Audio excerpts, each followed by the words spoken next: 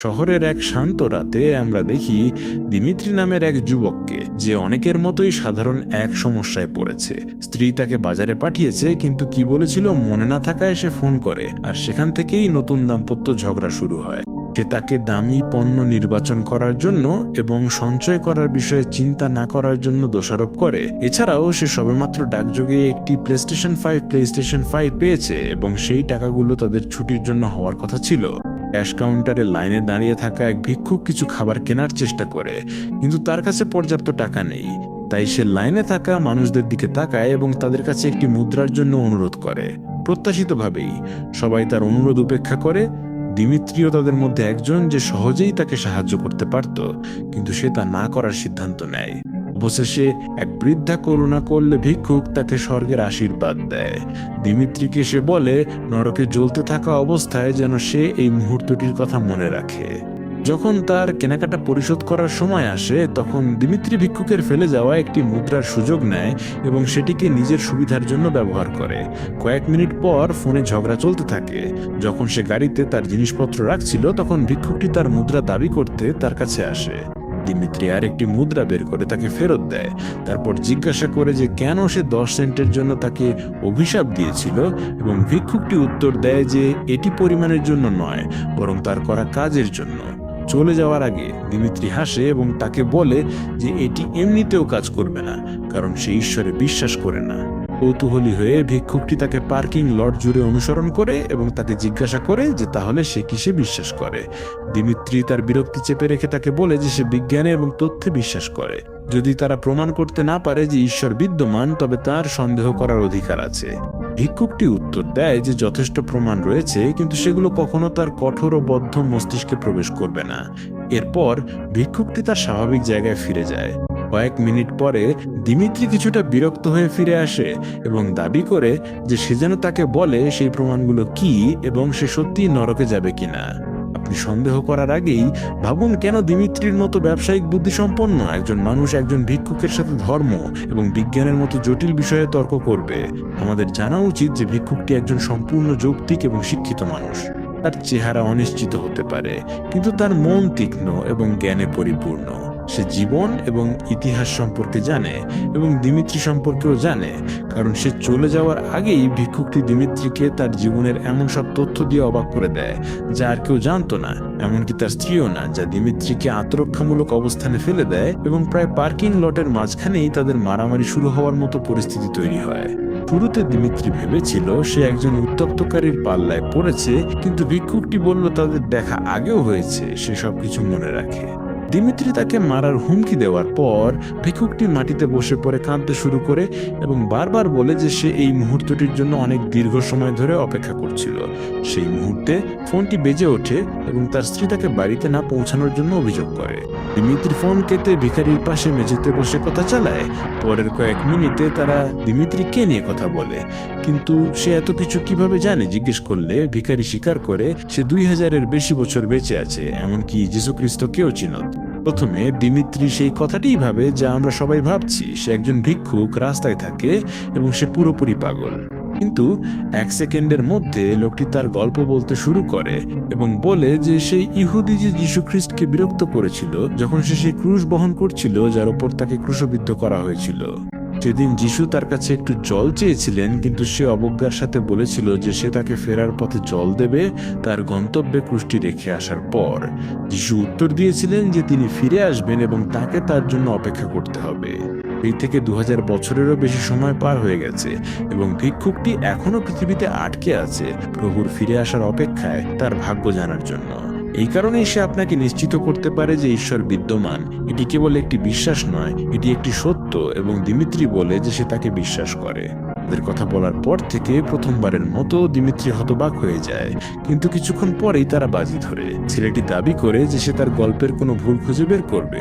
শুরুতে দিমিত্রি সহজ প্রশ্ন করে, যেমন সে কতগুলো আঙুল লুকিয়েছে, কিন্তু ভিক্ষুক মনে করায় সে ঈশ্বরের দেখা পেয়েছে, গণক নয়।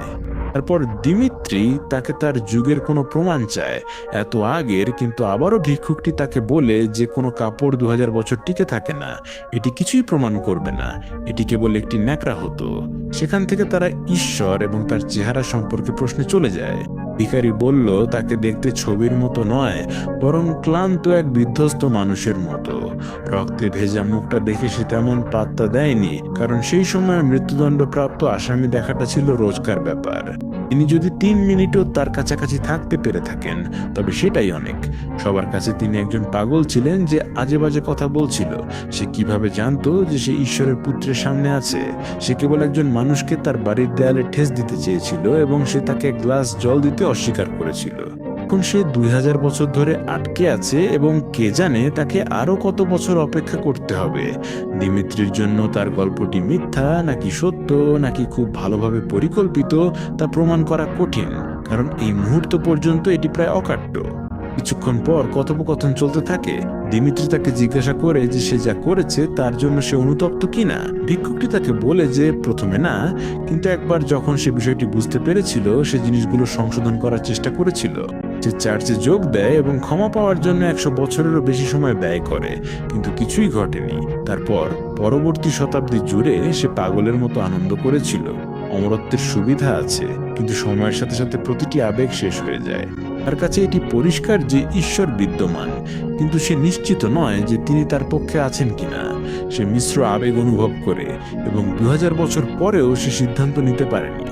দিমিত্রি তাকে জিজ্ঞাসা করে যে সে তার অমরত্বের সুযোগ কেন নেয়নি। সে ধনী হতে পারত এবং সবকিছু উপভোগ করতে পারত, এবং ঠিক তখনই ভিক্ষুকটি তাকে বলে যে সে তা ইতিমধ্যেই করেছে। সবাই সবকিছু অনুভব করতে পারে। জীবন সুন্দর যখন আপনার একটি উদ্দেশ্য থাকে এবং আপনি যা চান তার জন্য ঝুঁকি নিতে ভয় পান না, কিন্তু মৃত্যু এবং অজানার ভয় আপনাকে তা থেকে বঞ্চিত করে। ছাড়া অমরত্ব দিমিত্রির ভাবনার মতো নয়। এটি তাকে কোনো কিছুর জন্যই অনাক্রম্য করে তোলে না। সে এখনো ঠান্ডা, ক্ষুধা অনুভব করে এবং তার ক্ষতগুলো স্বাভাবিক গতিতে সেরে ওঠে। বার্ধক্য না আসা ছাড়া অন্য কোনো সুবিধা নেই। আঘাতের বিষয়টি সামনে আসতেই দিমিত্রি জানতে চায় সে কেন আত্মহত্যা করে না। জবাবে সে বলে 1000 বার চেষ্টা করেও ব্যর্থ হয়েছে। তার কল্পনার সব উপায় সে প্রয়োগ করেছে। একবার সে নিজেকে ফাঁসিতে ঝুলিয়েছিল এবং তার ঘাড় অনেক জায়গায় ভেঙে গিয়েছিল, কিন্তু সে কেবল 2 সপ্তাহ সেখানে ছিল যতক্ষণ না দড়িটি ছিঁড়ে যায়। অস্ত্র তার বিরুদ্ধে গুলি করে না, সেগুলো সবসময় জ্যাম হয়ে যায় বা তার হাতেই বিস্ফোরিত হয়। 1945 সালে তাকে নাৎসিরা অপহরণ করেছিল এবং সে প্রায় একটি ট্যাঙ্কের নিচে চাপা পড়ার উপক্রম হয়েছিল যখন চাকাগুলো ভেঙে গিয়েছিল। ক্ষত এবং মৃত্যুর ব্যর্থ প্রচেষ্টার 10 মিনিটের উপাখ্যানের পর দিমিত্রি অবশেষে হাল ছেড়ে দেয় এবং পরাজয় স্বীকার করে।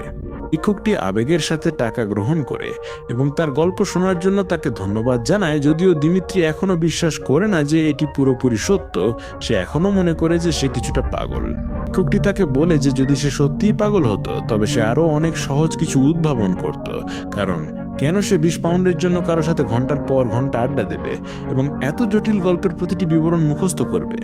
দিমিত্রি চলে যাওয়ার আগে ভিক্ষুকটি তাকে তার বাহুতে কিছু ক্ষতচিহ্ন দেখায়। সেগুলো হলো সেই তারিখগুলোর সংখ্যা যখন সে বিশ্বাস করেছিল যে যীশু খ্রিস্ট ফিরে আসবেন, কিন্তু সব ক্ষেত্রেই সে ভুল ছিল। সেই থেকে সে অপেক্ষা করছে যতক্ষণ না তার মতো মানসিকতার কেউ তাকে এই সমস্যার সমাধান খুঁজতে সাহায্য করে।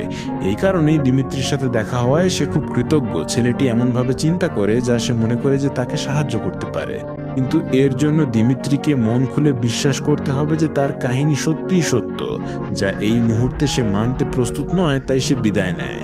এই মুহূর্তে দিমিত্রি তাকে থামতে বলে এবং তাকে জিজ্ঞাসা করে যে সে কেন বিশ্বাস করে যে ঈশ্বর তাকে এমনভাবে অভিশাপ দিয়েছেন। এটির কোনো অর্থ হয় না। ভিক্ষুকটি উত্তর দেয় যে এটি কোনো অভিশাপ ছিল না, বা অন্তত সে তেমনটি বিশ্বাস করে না। যীশু খ্রিস্টের কণ্ঠস্বর রাগের ছিল না, তার কাছে এটি একটি আমন্ত্রণের মতো ছিল। যীশুখ্রিস্ট তাকে বলেছিলেন তার ফিরে আসার অপেক্ষা করতে, রাগে নয়, বরং যেন একদিন সে তাকে বিশ্বাস করলে তারা একসঙ্গে আনন্দ করতে পারে। সে শতাব্দীর পর শতাব্দী চেষ্টা করেছিল, কিন্তু বোধহয় কখনো পুরোটা বুঝতে পারেনি। এখন সে নিশ্চিত যে ঈশ্বর বিদ্যমান, কিন্তু সে পৃথিবীতে আটকে আছে কারণ সে সেই দিন তাকে যা শেখানোর চেষ্টা করেছিলেন তা বুঝতে পারেনি। সেই ভিক্ষুকই বলেছিল আপনি ফিরে এলে আমি আপনাকে জল দেব, এবং ঈশ্বর কেবল যা চাওয়া হয়েছিল তাই করেছিলেন। দিমিত্রি কিছুক্ষণ ভাবতে থাকে যে কেউ যে এত দীর্ঘ সময় ধরে বেঁচে আছে তার কাছে পৃথিবীর সম্পর্কে আর শেয়ার করার মতো কিছু নেই। নিশ্চয়ই সে মহান ব্যক্তিদের সাথে পরিচিত ছিল, মিকেলাঞ্জেলো মিগেল আঙ্গেল, দা ভিঞ্চি, টেসলা। কিন্তু ভিক্ষুকটি তাকে বলে যে সম্ভবত হ্যাঁ, অথবা সম্ভবত না। তাছাড়া সে কিভাবে জানবে যে তারা এত বিখ্যাত ব্যক্তি হবে যদি তাদের অবদান অনেক পরে স্বীকৃত হয়? আরেকটি সমস্যা হলো যে কারো চেহারা এমন নয় যেমনটি মানুষ তাদের পেইন্টিংয়ে দেখে, এমনকি স্বয়ং ঈশ্বরও নন যার আকাশে নীল চোখ নেই। সবাই ভিন্ন কিছুতে বিশ্বাস করে, সব ধরনের ঈশ্বর আছে, কিন্তু তার অভিজ্ঞতায় সে যীশু খ্রিস্টের ব্যাপারে নিশ্চিত, কারণ সে তাকে ব্যক্তিগতভাবে চিনেছিল এবং আর কিছুই না। সেই মুহূর্তে দিমিত্রির ফোন বেজে ওঠে এবং তার স্ত্রী চিৎকার করে বলে যে রাত 3টা বাজে এবং সে জানতে চায় সে কোথায় আছে। দিমিত্রি ক্ষমা চেয়ে বলে সে এক মজার মানুষের সঙ্গে দেখা করেছে, কিন্তু সে অন্য নারীর কথা ভেবে বলে সে আসছে, তারপর ফোন কেটে দেয়। বিচল থেকে পুরুষরা কথা চালিয়ে যায় এবং দিমিত্রি তাকে বলে যে ঈশ্বরের অস্তিত্ব প্রমাণ করা তার অস্তিত্বহীনতা প্রমাণ করার মতোই কঠিন। কিন্তু ভিক্ষুকের জীবনের এই পর্ব শেষ। মানুষের ঈশ্বর বিশ্বাসে সে ক্লান্ত, তার কাছে শুধু সুখী হওয়াই আসল। তাই চিরন্তন জীবন থেকে যা একসময় পেয়েছিল সব সে ছেড়ে দিয়েছে। ধনীরা টাকা গুণে জেগে থাকে, চারপাশে বিশ্বাসঘাতক দেখে। আপনি যেগুলোকে খুব গুরুত্বপূর্ণ ভাবেন সেগুলো যত বেশি ছেড়ে দিতে পারবেন তত দ্রুত বুঝবেন সুখী হতে কিছুই লাগে না, শুধু সেই সিদ্ধান্তটাই যথেষ্ট। কেউ বিশ্বাসে সুখী, কেউ আবার তা ছাড়াই। তার ক্ষেত্রে সে কেবল প্রভুর ফিরে আসার দিনের জন্য অপেক্ষা করছে এবং সে তার সেই উত্তর দেওয়ার জন্য প্রস্তুত আছে যা তিনি আশা করেন। এই সব কিছুর পর ভিক্ষুকটি অবশেষে বিদায় জানায়, কিন্তু তার আগে দিমিত্রি তাকে জিজ্ঞাসা করে যে সে আসলে কে। সে মনে করে সে স্বয়ং ঈশ্বরের সাথে কথা বলছে, একটি সত্যিকারের অসাধারণ চলচ্চিত্র। তবে লোকটি তাকে বলে সে ঈশ্বর নয়, যদিও হয়তো তারই এক ছোট্ট অংশ তার ভেতরে আছে। আজও সে আশা করে সেটা ফিরিয়ে দেবে। হঠাৎ একটি গাড়ির হর্ন বাজে এবং দিমিত্রি তার স্ত্রীকে ব্যাখ্যা করার জন্য ফিরে যায় যে বিষয়টি সে যা ভাবছে তা নয়। তবে যখন সে ভিক্ষুকটির সাথে তার পরিচয় করিয়ে দেওয়ার চেষ্টা করে তখন সে আর সেখানে ছিল না। তাই তারা গাড়িতে ফিরে আসে এবং সে আবার সেখানে উপস্থিত হয়। ঠিক সেই মুহূর্তে ভিক্ষুকটির মতো দেখতে একজন ব্যক্তি তাকে ডাকে এবং বলে যে তাকে কাজে ফিরে যেতে হবে কারণ সময়টি ঘনিয়ে আসছে। দিমিত্রির স্ত্রী মনে করে যে এসবই একটি রসিকতা এবং সে চিৎকার করে বলে যে তারা বাড়িতে কথা বলবে। কিন্তু দিমিত্রি যখন তার গাড়িতে ওঠে এবং রিয়ার ভিউ আয়নায় তাকায় তখন ভিক্ষুকটির চোখ তার দিকে তাকিয়ে থাকে। সিনেমাটি সেই টানটান মুহূর্তে শেষ হয় কোনো পরিষ্কার উত্তর ছাড়াই।